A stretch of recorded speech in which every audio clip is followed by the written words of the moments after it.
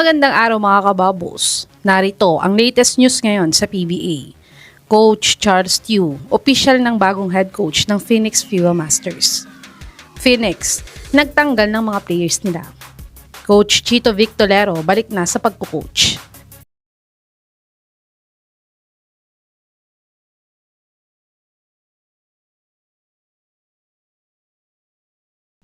Last week nga ay tinanggal ng Phoenix si Coach Willie Wilson bilang head coach nila.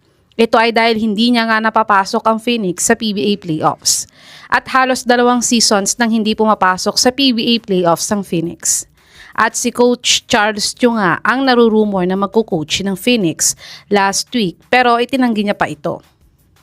Pero kahapon nga ay official nang in-announce ng Phoenix page na si Coach Charles Tew na ang bago nilang head coach sa team.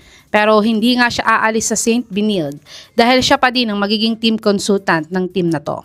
At sa kapapasok nga na balita galing sa Spin.ph ay 6 na players na nga ang tinanggal ni Coach Charles sa team nila.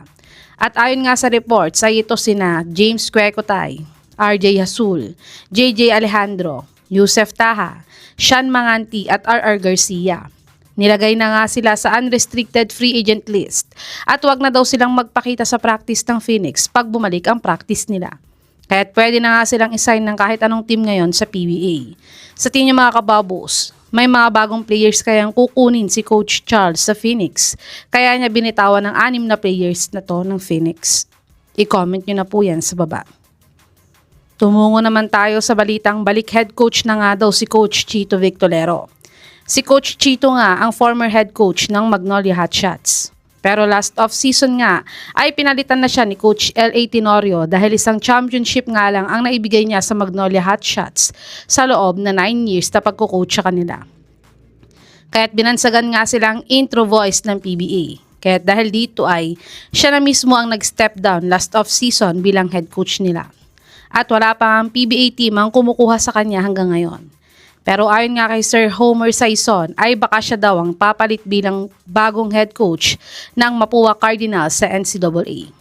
Kaya't good luck nga kay Coach Chito Victolero. Sana ay makabalik na siya ulit sa pagko-coach.